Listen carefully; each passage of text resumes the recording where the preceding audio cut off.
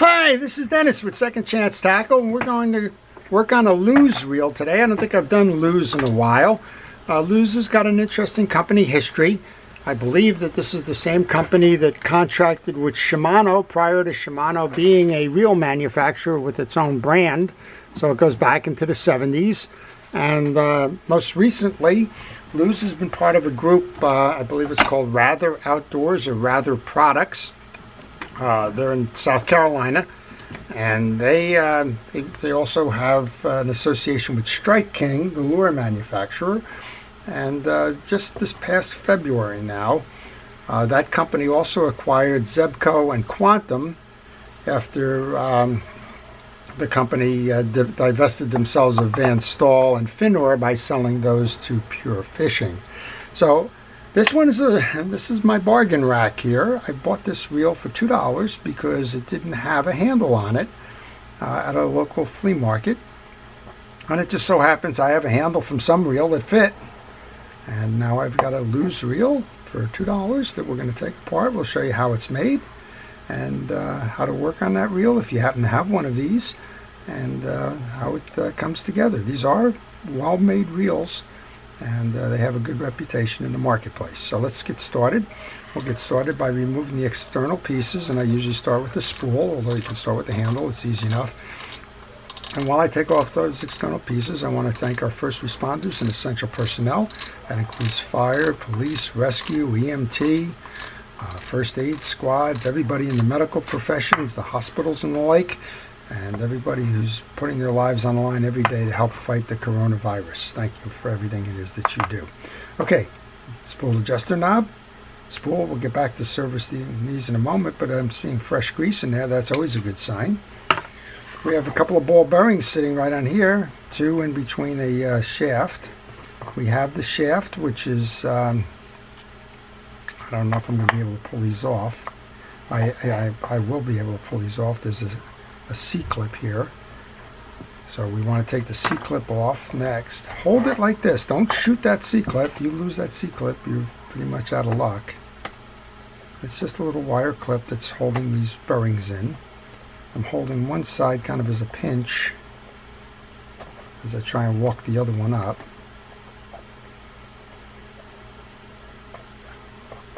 I'm going to get it out of the groove, and with these you don't want to stretch them. You want to just get it out of the groove, and then you want to pull it up over the shaft here, as opposed to trying to get it back in the groove, as opposed to trying to stretch it over the side of it. That side stretch, sometimes it loses its form, and then you can't be very good at putting it back. So you'll see I'm working it up now. Just be careful with that. Don't lose it. And I'm putting it into a parts tray. It's just the bottom of a jug, and that parts tray helps me to keep track of my parts for when I go to reinstall. Pay attention now. This is a good place to take pictures. I always recommend taking pictures if you don't know the reel itself, because when you go to reassemble, you may get stuck. This one has a bearing, a spacer, and a bearing. So let's take these out. I'm going to stack them just the way they came off. And this says 10 ball bearings. Well, there's 3 of them. We have 2 spool height adjusters, and we have a click ratchet. They come off next. And again, they're going to go right in my parts tray. That gives me access then to the rotor nut, and you have to take the rotor off in order to take the side plate and the like off. So we'll take the hold down screw out, put that in the parts tray, and then we'll come over and we'll grab this nut. And this nut comes off in a non-traditional sense. It comes off turning it clockwise, which normally would be a tightening sequence. That will go into my parts tray, and then the top will come off as well. Alright, that gives us access to the case now, and you'll see you couldn't remove this case without doing what we just did, because there's a screw hiding under that case, and if you tried to remove it without that, you would be in trouble because you would snap something. Alright, this is my replacement handle. This is not a Lews handle, but it does work.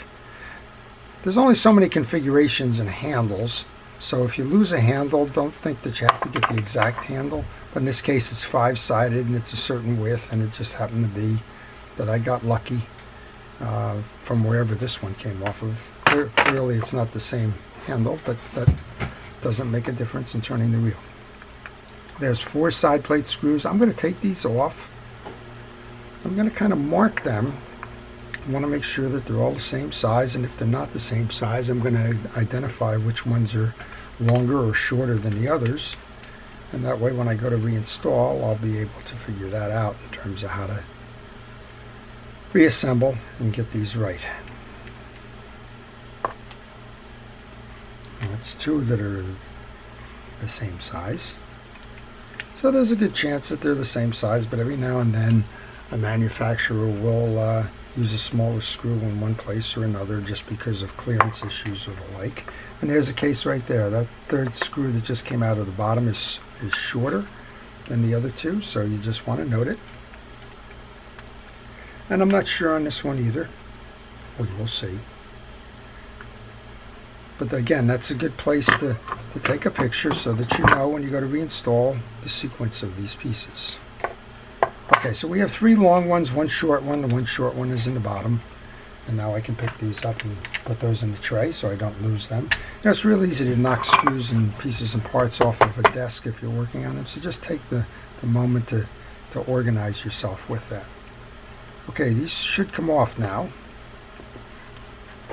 There we go, that was easy enough. Clean interior. So this one has a crosswind block and gear, and you need to move this down to the bottom. I'm not sure if we can get this main gear out. Sometimes you can, sometimes you can't. No, we're not going to be able to. So you want to move this block down as far as you can. In this case, it's a small Phillips head screw that's holding that in, so I need to grab a micro driver for that.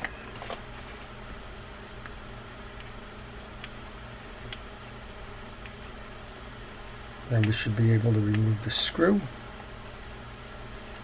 pull up on the axle, and then we can remove the main gear. So that screw is out. That's going to go into my parts tray. I'm going to hold the crosswind block as I pull the axle shaft up. That gives me the clearance to remove the main gear. Looks like the bearing on the other side of this is a little bit stuck. And I think I probably could have got this off simply by pivoting this rather than taking that screw off. So on our way back in, we'll go try that as well. Very clean case. This one's just going to need to be re-greased. I'm going to just lay these parts up top here as opposed to putting them in. This has the original manufacturer's grease in it. And this little bearing here seems to... So one of the problems that you have with reels like this that lose handles and that is sometimes these get flared out and you cannot get that bearing off of that piece. So just be aware of that. And don't fight it. If you find yourself having that problem, don't fight it. Don't try and yank it off. You do need the clearance to get the crosswind gear in behind there, but don't go doing anything unusual. You'll wind up snapping it. It's only cast metals. And the cast metals, if they snap, you're going to have to get a replacement one. So I'm going to work with this one on the reel. I'm going to oil it. Hey, it's my $2 reel, right?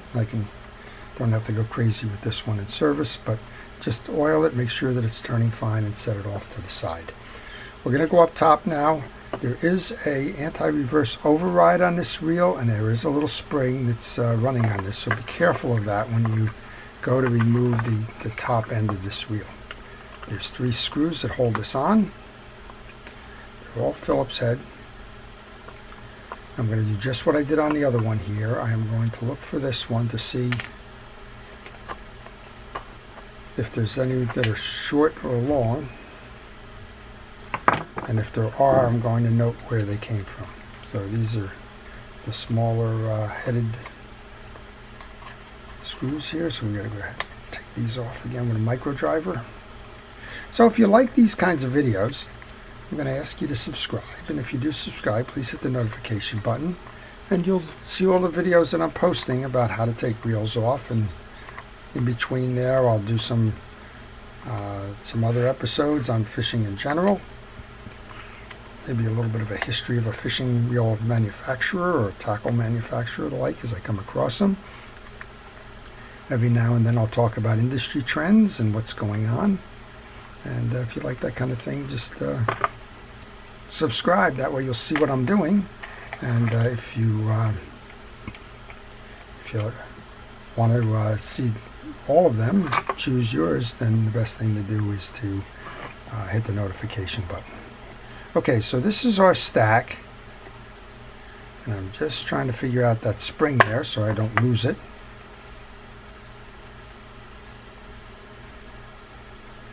Because that's always a little bit of an issue, right? Those little springs.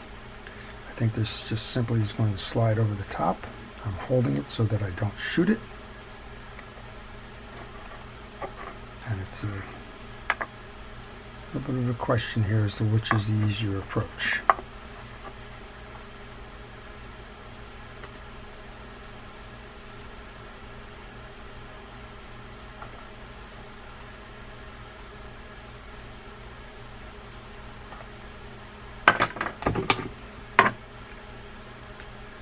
You need to be very patient when you do this stuff.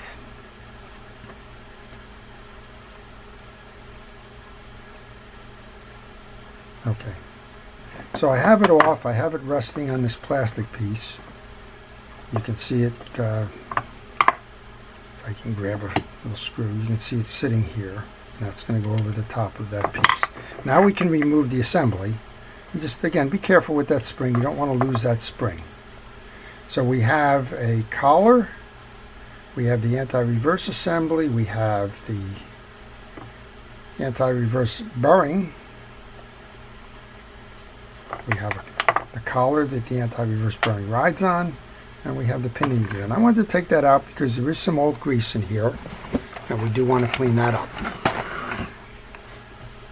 So I'm going to grab a hard brush. It doesn't look like there's anything congealed in there, but I'm going to grab a hard brush. I'm just going to run it in the channels just to make sure that I can get all of that grease out of there. Just like that. Okay. That's all we needed to do there, but while we have the case open, we want to clean that little bit of remaining grease that's in the underside of the case, because it's a lot easier to reach it that way than any other way. And again, this was a very clean reel, so you didn't have to worry too much about that. There's one more piece on the case we might as well get at. I believe there's going to be a bearing behind this crosswind gear here.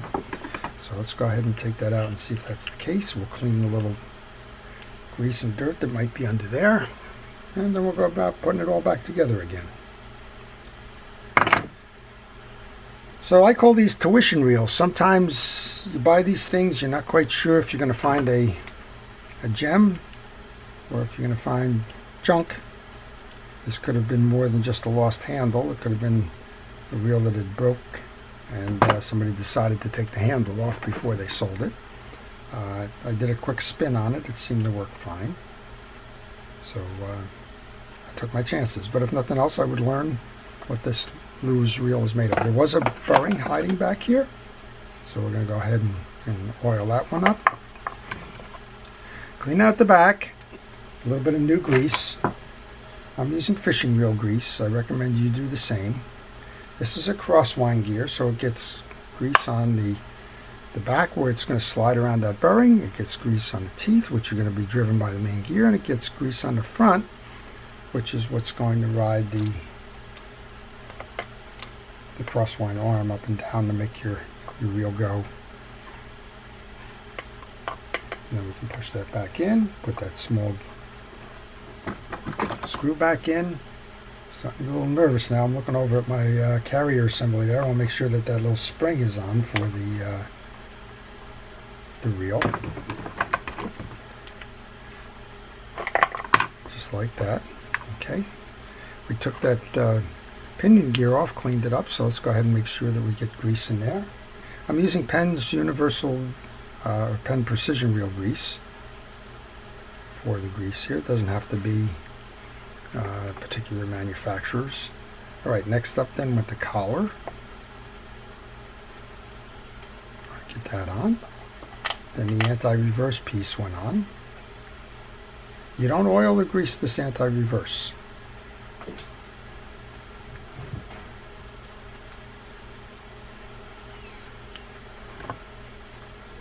Okay, and we have the collar. And the bearing, let's go make sure that gets oiled.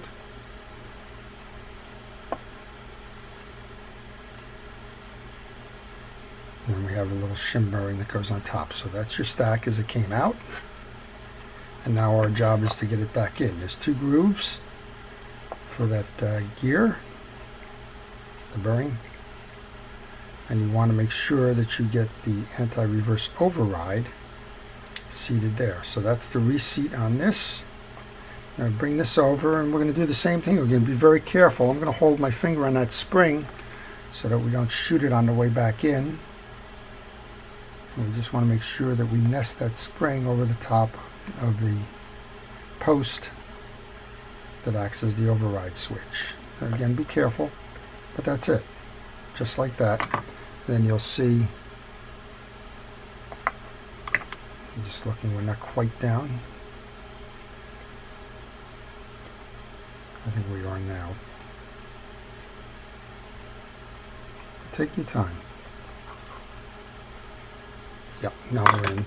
And you'll see that it's working, pulling that back and forth. And you can test it right now. You can turn it to the right and see if you've got a hold. And turn it with it on, and you'll notice that it locks up. So that's the proper way to do that. Okay, once you've reassembled the anti-reverse thing, I kind of jumped ahead. What I've done then is I went in and I set the main gear, I installed the axle shaft, and I put the screw in on the bottom of the axle shaft for the crosswind block to complete the lower assembly. And at that point you want to give it a little bit of a test just to make sure everything's working properly. And then the last thing I need to do here before I close the bottom of the case up is to just put a little bit of oil. I'm using Realex, which is an aftermarket fishing reel oil for that bearing. We've got a clean case. We'll go ahead and put the bottom of the case on now. So we're kind of working our way out from the way that we started this. And if you remember, the rotor couldn't go on because you're hiding that screw up top there. And we did make a note when we started this. The 3 of the screws, the top 3, were all the same size, so it doesn't matter what side they went in. However, you have a silver tipped one up top here, and you have 2 black ones which kind of match the side case below. So put the colored screws in the right locations just so it doesn't appear unusual or just kind of catch your eye that way. And we'll go do that. And then we have 1 small screw which belonged in the bottom, and I've got that one set aside as the last screw I will put in. So that's the second one. This is the third,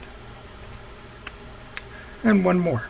So this has been an interesting little exercise on a reel that I thought maybe had more problems than just the missing handle. I like the inside of it. We saw all kinds of bearings in it. It's got to be a very smooth reel. And once I get done with this, I'm anxious to go put some line on it and see how it performs. Alright, so now we're working our way up now. The rotor goes next. You do want to spray the joints of the bail. I use a penetrating oil here. I'm going to put some on the line roller too. I'm assuming that there's another bearing in there. And then we can go load the rotor on. There's a little catch there. It belongs inside the rotor. It's a hold fast. Just get that set into the cavity of the rotor so that it doesn't work its way out or get loose. Just like that. And then you remember we have the rotor nut, and that came off in a clockwise direction, so it goes back on in a counterclockwise direction. Just like that. And then we can tighten that down. And then we have that hold fast screw, which is next up. And that'll hold the nut from turning with centrifugal force. That's the idea of having it as a counterclockwise. All right, I'm just going to grab my towel, get all of that stuff out of the way. So we've tightened up our side case. We've reinstalled the rotor. Now we just want to back up. And again, this is a good place if you didn't take pictures before, or if you did take pictures before and you got lost, go back and take a look. You had your click ratchet. You had 2 spool shims which control the height and the line lay on the spool. We had a bearing and a shim and a bearing, and this little hard to find little ring washer. And again, don't try and spread this like a snap ring, just kind of come over the top and work its way down, and the same way on the way out. You don't want to try and pull this all the way across. It's not going to, it may lose its form, it may lose its spring tension, and then you're kind of out of luck. I'm getting caught in the grooves of this piece. It's kind of tight tolerances, so just be careful with it. There we go. We're working our way down.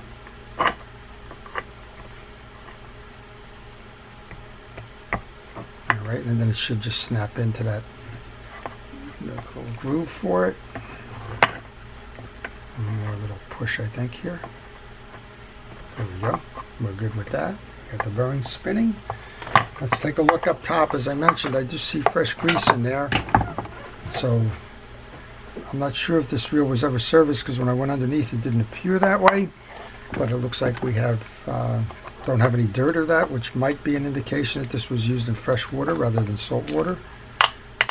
And what we have here is not unusual. These are felt washers. So you just want to clean the cavity with a felt washer, and you need to oil felt washers to keep them flexible. Nothing wrong with felt washers as opposed to the hard fabric washers or Teflon washers or Carbon Tex washers. Nothing wrong with them at all. You just need to keep them flexible. If they dry out, then they're going to rip and tear. But as long as they're kept oiled, you're in good condition, and that's the case here. The middle washer is called an eared washer. It has 2 tabs on it. Just grab those tabs and make sure that they seat in the ridge in the case. This is your 3rd washer. And the last round washer or keyed washer goes in. Then there's a groove for the clip. Hold that clip, it can shoot. So just make sure that you get the corners into those slots. And that's it. That's how you service the drag washer. So let's put it all back together again. We'll give it a test drive. We'll see how we did. And I'm anxious to put some line on this one, see how it performs. And 10-ball bearing reel at a mere fraction of the cost of the reel, I'm sure. And this one looks like it's going to be a nice one to go fishing with. So we'll give it a test. We'll see how it does, and then we'll take it fishing.